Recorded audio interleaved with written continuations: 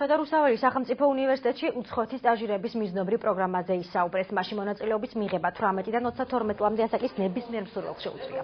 პროგრამა ევროოდისეას ბიუჯეტი 34,000 ლარია და წელს 15 ახალგაზრდის სტაჟირებას ითვალისწინებს. განსაკუთრებული მოთხოვნა ტურიზმის, ადმინისტრაციისა და ბიზნეს სექტორებზეა. ქართველი სტუდენტები უცხოეთში, ხოლო 2 უცხოელი სტუდენტი სასწავლო კურსს ბათუმში გაივლის. აჭარის განათლების სამინისტრო 15 სტუდენტის ბილეთის საფასურს ნაწილობრივ დაფარავს.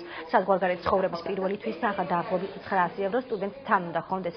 მომდევნო თვიდან კი მას 800 ევრომდე სტიპენდია დაენიშნება. ორმხრივი თანამშრომლობა საფრანგეთს, ბელგიას, გერმანიას, ესპანეთს, იტალიასა და შვეიცარიას ეხება. პროგრამას აჭარის განათლების სამინისტრო 2006 წლიდან ახორციელებს. გაცილებით პროგრამით გერმანიაში ვიყავი წასული, იყო პრაქტიკები ორთვიანი, ესენი იცავდა მეოთხე კურსის პრაქტიკებს. და ეხლა ეს გაცილებით პროგრამა გვთავაზობს ასევე სტაჟირებას საზღვარგარეთ, სხვადასხვა ქვეყნებში, ევროპაში, რომელიც ასევე ძალიან მნიშვნელოვანია ჩემი აზრით ტურიზმის ფაკულტეტის სტუდენტებისთვის. ჩვენ ვიყავით დეკემბერ-იანვარში გერმანიაში ამ გაცვლითი პროგრამით.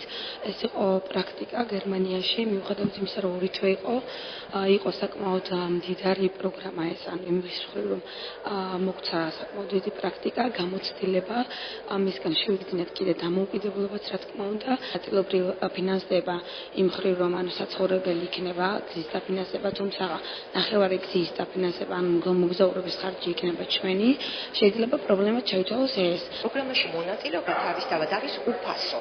პირიქით ჩვენ აჭარის განათლების სამინისტრო და მიმღები რეგიონი, სადაც ახალგაზრდა გაივლის სტაჟიორს, სწორედ მათი მხრიდან ხდება სტაჟიორის დაფინანსება.